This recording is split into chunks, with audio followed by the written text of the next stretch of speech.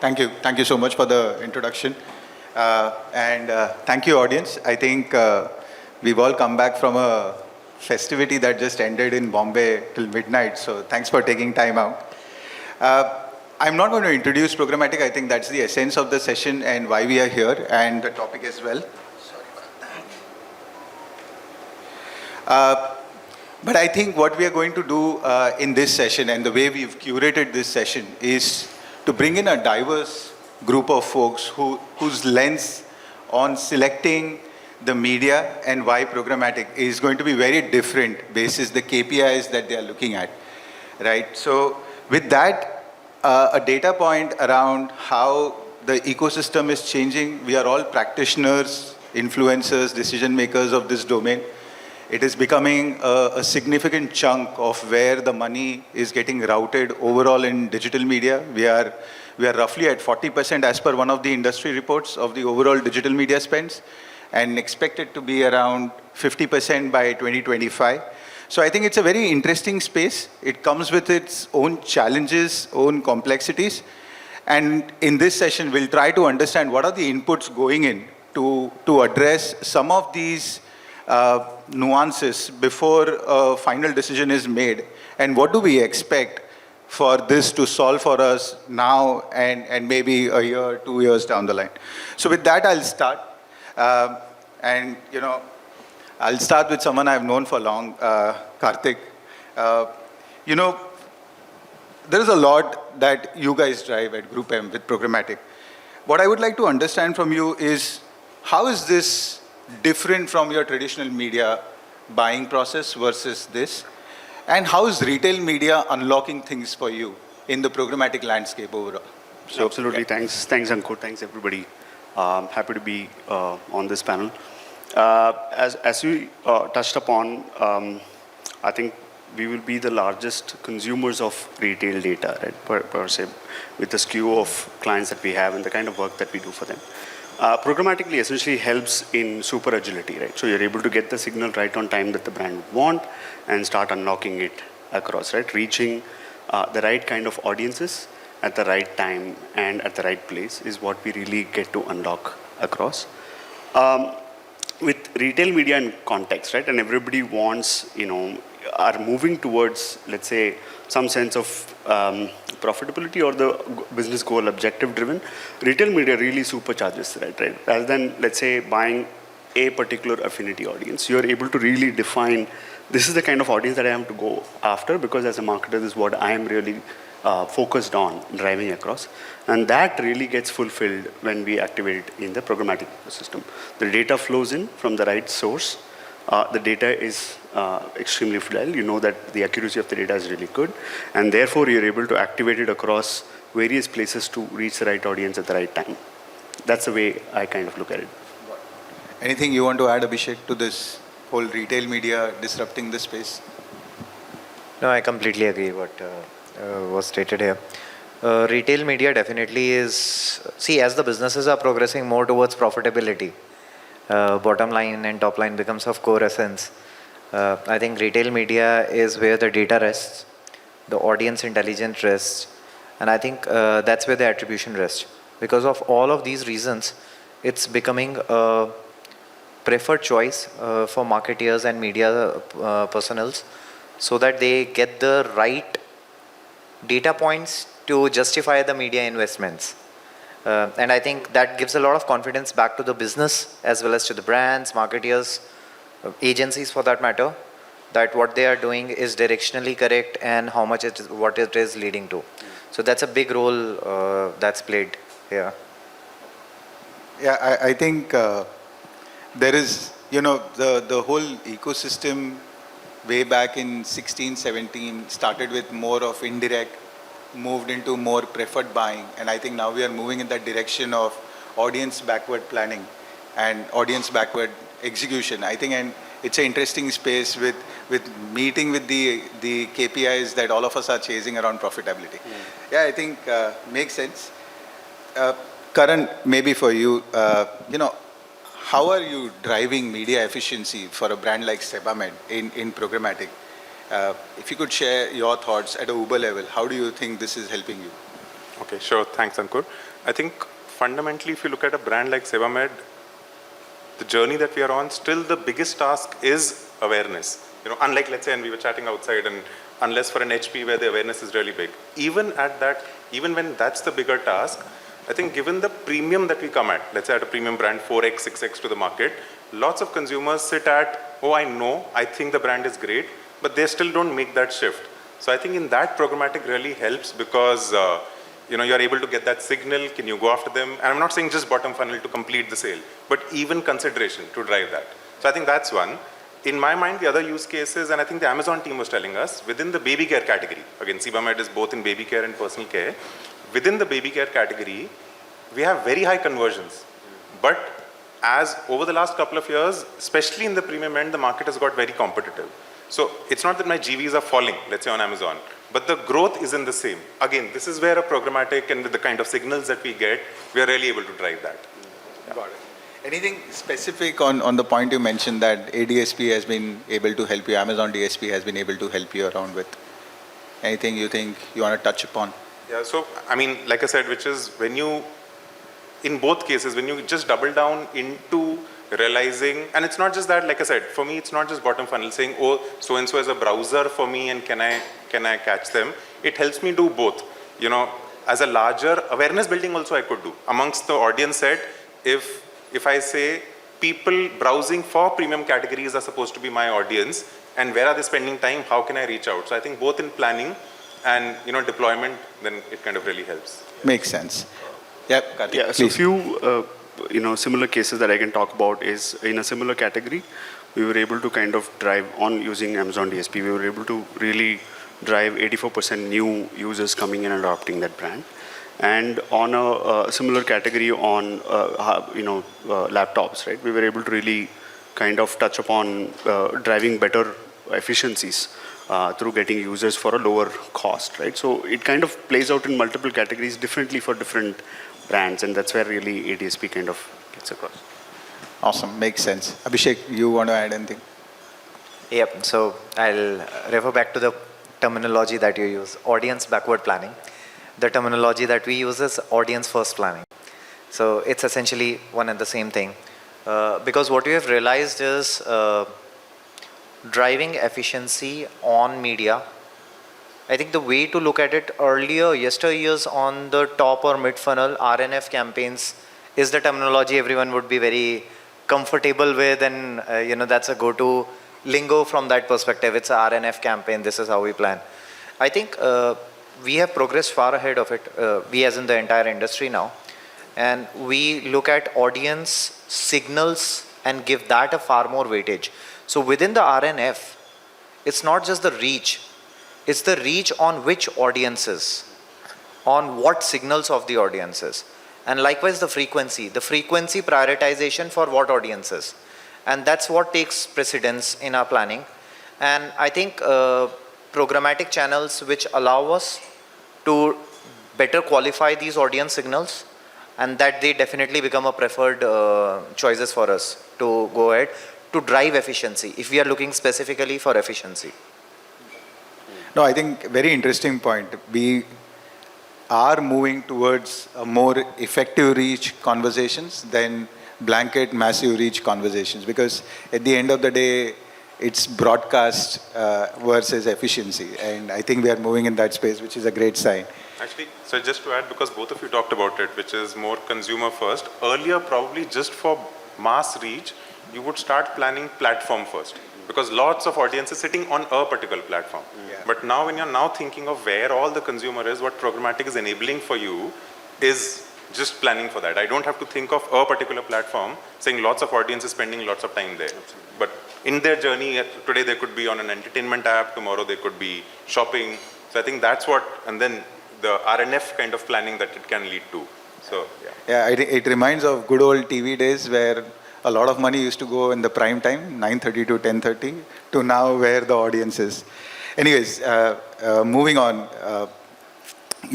Abhishek, would like to understand how are you planning, or what are the inputs that are going into the planning process when you're deciding upon your programmatic campaigns? Okay, so Interesting question. I think we as a team, when I say media team within HP, we are also evolving over the way the entire ecosystem is evolving. For that purpose, there are demand generation initiatives and there are demand capture initiatives. And bridging between the two is where we keep the planners. So planners work across demand generation as well as demand capture in a unified way. And that's how, even on a campaign planning level, we stitch the two. HP, everyone is aware, is a very known to or go-to brand for both printer category and the PC category. So in both of these, when you talk about how do I plan to reach out to the audience, the job at hand is to enable the right decisioning or right product selection for my customers. There are plethora, it's a very complex category to be honest. There are so many parameters to consider. So right now what becomes really important is what to pitch to whom, right? And how you move them down the funnel. Whom you need to focus on consideration building. Awareness is a lesser of a challenge because we are like almost enjoy very high awareness scores. But on the consideration, preference building, intent capturing, and then converting, that's where the tasks rest. So now, when we look at that, we bank upon the audience signals, try to curate that, and then look at what platforms to select. In the specific context of demand capture on Amazon, we focus upon Amazon as a channel, say search at brand search product ads, on capturing the intent signals. But to generate those intent signals is where Amazon DSP comes into picture. How do we get people to search more? How do we get the people to search what is the right product mix for them? And the searching or landing onto the product page happens once you have communicated the right product or right category or right SKU to them. No, very interesting. We were just having this conversation backdoor before we got onto the stage. Most of the expectation is awareness and conversion. A lot of folks do forget that there is a mid-funnel of consideration which is dwelled upon the most by all of us as consumers before we actually make the final decision on purchase.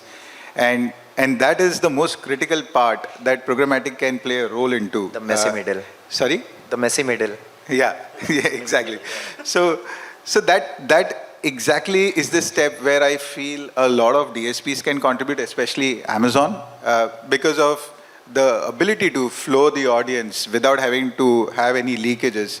And coming to that, Karthik, maybe you want to add your view on this whole unified flow. Yeah, so I think we have a very neat structure called e4m, right? Where you discover audiences, plan on it, activate and measure, right? So that's the e4m structure that we use. So the job really starts when marketers come to us saying that these are the pain points that we have. Can we try solving it at multiple levels? We have two examples here. One, looking at consideration upwards, and then one is awareness downwards, right? So how do we plan for such situations, right? The best place is where, when you apply this framework, right, you constantly look for opportunities where you can discover new audiences, right? The overlap analysis to what kind of platforms to choose and how do we really position those platforms to the context of how the client would want. From there, you get on planning on how much budget needs to be allocated across each vehicle, and therefore, in this case, if you look at Amazon, you're looking at relevant signals, which is building consideration. If I go back to my previous example I was talking about on the effective new customers that we were able to drive, right? So the challenge was, how do you drive more new customers? And I know for a fact that if I'm able to bring new customers to my page, I know it will convert. But can you do that job, right? That's where ADSP really fits in. And we're able to say that we discovered so many audiences who have higher affinity to go and purchase for this category. Therefore, go activate as much to redirect them back to the product detail page, and then go about converting that across. And then obviously your SD, SP, and SB brands take over to convert across, right? And similarly for like a brand which was more into FMCG, where they were looking at, I need a better recall. I want this particular product to be having a better recall on the category that I'm going to look at, and they're launching it new. Again, the same framework plays out. Discover the audiences wherever you are. In many places, you're able to really see that consideration piece that you talked about playing in really well.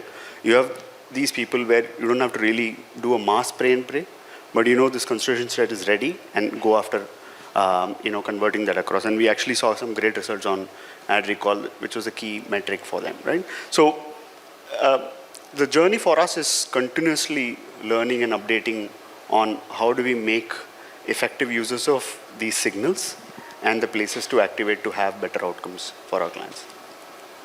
I think great point. I'll just follow up on that one with a question around this. How are you with this whole, audience backward full funnel approach, where we are trying to do some intervention at each stage of the funnel? Yeah. How are you viewing the different buying models that are available, and the whole safety element around it, right? There is enough and lot being spoken on this topic across forums, Sure. and also in one-on-one conversations, because that's a persistent thing, right? To what Karan mentioned, it's easy to buy a spot which is going to give you X reach and is going to be as per your brand guidelines, and very different when you chase the audience, because the audience can go anywhere across, right? So in that view, how are you looking at your buying patterns? Like, how do you look at open auction buys versus preferred buys? And how do you look at safety, and how do you address that with your set of advertisers? Absolutely. So I think, Ashwin earlier in the keynote also touched upon this piece at large, right? How do we bring transparency to the entire, and we are very, very particular and conscious about this piece, right? And in environments like auction, where you don't know where the placements and what are going to be there, I can look at it at two spectrums, right? One is full funnel, the other is full stack, right? These are two horizontal verticals where you can actually plot on how we want to look at things. Now, the question again comes back to how do we discover audience, and what kind of data signals can I carry through and through till the end, right? Like, for example, in ADSP's case, if I can give the full stack example of full funnel, you have the data coming in from A.in, you have the data kind of flowing into ADSP.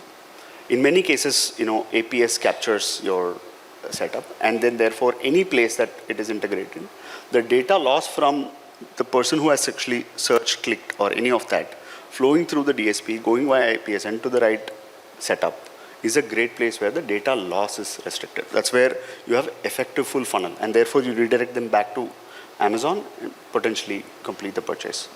As far as full stack is concerned, and with brand safety filters, right? You have ability to integrate with any of the third-party tools, which can protect, ability for the placements going wrong, or the kind of signals, or not the right kind of ad unit, not the right kind of placement that you want to be, not the right kind of, is it actually served to a human, or is it to a bot, or to the right placement on display, dynamic creative or video, and therefore how you redirect them back.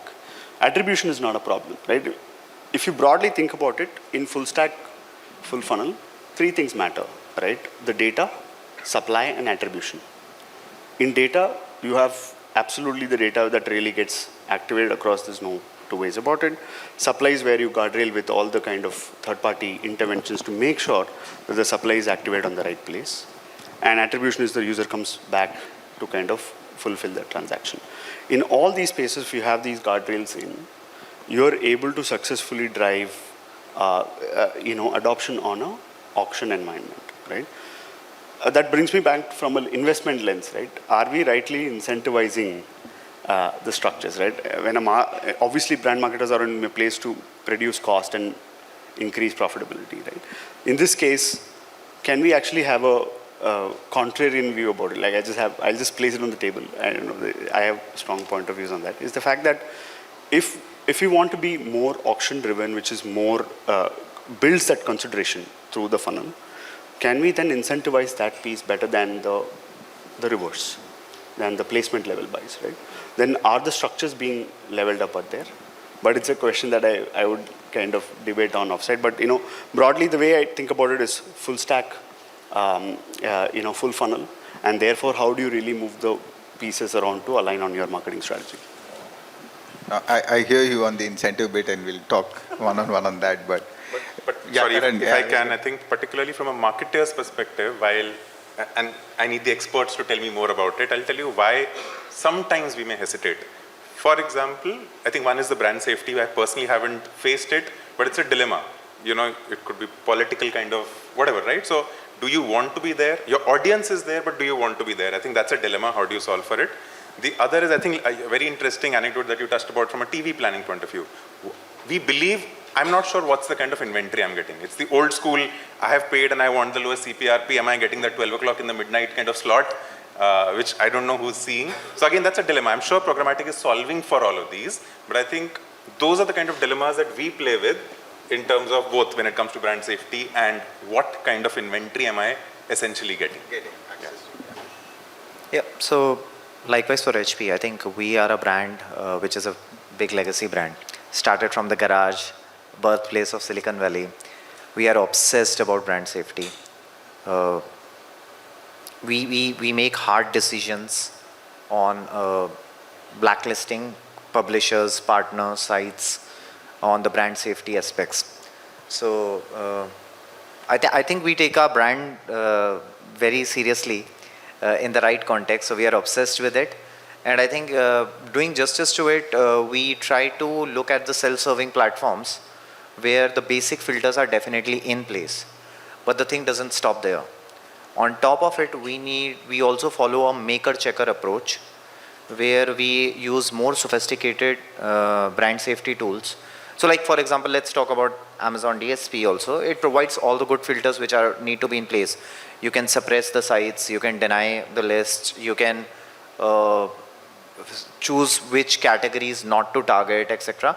These are good use cases, but we also need to see a lot more other context and use cases from the brand safety perspective, the placement perspective, the context perspective, proactive blocking as well.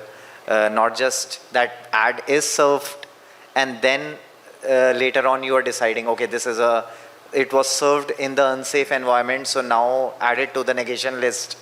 But rather how proactively we can not show our ads in those contexts. And I think the tools are now allowing those third-party integration, which is a very welcoming thing. However, I think this maker-checker model is currently serving us. It's serving us well. We continue to use, I foresee it continuing to be used unless we enter into a more idealistic world where these things are taken care by the programmatic platforms themselves. No, I think this has been a sensitive topic for years now, and I do feel, and one thing I think as a part of this industry, I think we all will acknowledge that it's a very iterative process. Yeah. It's very hard to say that, okay, today I'm brand safe or I'll be brand safe tomorrow, because this is such an evolving ecosystem. It's very, very, very hard to do that. But I think as machine learning takes over, as systems get smarter, algorithms start deploying more aggressively, we should be able to do a better job of it, probably what we are doing today, because we are already doing better of what we probably did yesterday. So yeah, I think it's a good point to keep a note of this conversation. Karan, I'll come to you on the next one. And maybe Abhishek, you should also chip in eventually, is, as marketers, as the leaders driving a certain amount of marketing spends for your respective brands in very two distinct categories, how are you looking at and unlocking this full funnel capabilities of DSP as a platform? Some light around how you're viewing it, and what is exactly a challenge that you would want to share with the group? Sure. Actually, that's an interesting question, and we got chatting just outside, so maybe Abhishek, you want to go first, then I'll add my perspective on it. Yeah. Sure. So there are two parts to your questions. The second part is the challenge one, which we'll address later. The first part is how we are utilizing it and are there benefits that we are seeing. So let me take that first.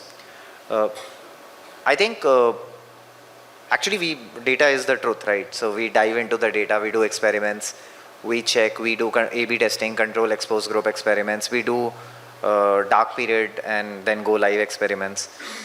We have been doing it. We questioned ourselves whether making investments, especially in the retail context, where the product search decisioning and searching is happening online.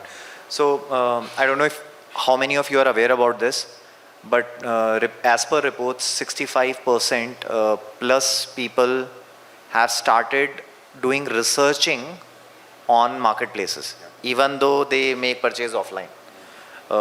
And that's a very strong signal for the marketeers and media folks to delve upon and decide their media strategy based upon that, tweak to that. With these things in mind, when we plan our media overall strategy and plan, we look at end conversion is happening on e-tails. You talked about two categories, which HP is printers and PC, where these are the two big categories we are in, and very complex categories. Now, the end sale has to happen online, say on Amazon. How can we ensure that our mid-funnel spends are getting rightly attributed and rightly mapped on the media so that the entire, A, the attribution is there, B, there is a more people addition and I would say more relevant addition to the funnel. Okay, so we had this tested for both the categories. Interestingly, let me talk about the print category where we did this experiment. We went dark for a very long time and on the DSP side, and then we on it back, and while the catcher was always there on the retail side. It led to, depending upon the sub-product types, it led to a 40% to 100% increase in the brand searches. And that literally translates into more searches and more GVs, which definitely translates into more SOV and then more conversion. So think about it, a 40 to 70% increase in sub-branded search, leading to almost 20% jump on your SOV, leading to around 4 percentage points gain of market share. So that's the kind of thing. We saw this, we repeated it on the PS category and for the gaming subcategory there, similar results. So it works basically. And on the challenges front, I would say, I think we can address the challenges a bit later once we also hear from the team. So actually, when you said full funnel, I think just again fundamentally for me, if you're operating in a category which is the frequency of purchase is much higher, or let's say if you're working or in a category which is highly competitive and you need to gain market share, probably planning for full funnel like that using a DSP may make more sense, right? Because for somebody who's come into your awareness consideration, awareness and is into consideration, how do I ensure I do the full funnel marketing there? Versus, for example, let's take a brand like Sevamed. I'm saying relatively still smaller. There is just a huge audience out there. While I can do full funnel from a campaign downwards, awareness and then consideration, equally I have enough audience sitting. Let's say Amazon DSP gives me enough signal. Here are browsers of your brand, of your direct competition. I can directly start, let's say, bottom funnel campaign separately. I can start a consideration campaign separately. So I think again, for anybody who's practicing, can you go back to fundamentals and say, what category am I operating into? What task do I have? And hence, it's not either or, right? You could today do both. You're starting a campaign from awareness and okay, now how do I take this consumer set because they're very important for me to convert, versus say, I have enough and more signal to run each campaign separately. Yeah, I think this is something also as a group we just spoke about, right? That because ADSP gives you the ability to do a campaign at individual funnel level also. I think Karan had a question that if I can still get a consideration audience to do conversion, we got a heads up. Just 1 minute. Yeah.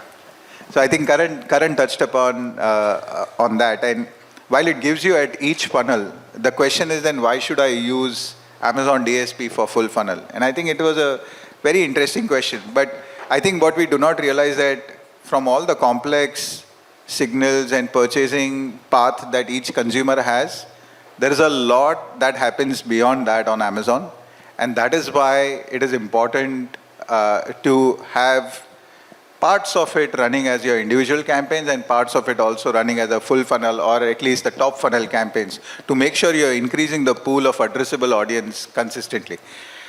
With that, I think we are up on time, but it was a fantastic discussion. Thank you so much once again for taking time out and being with us on the stage.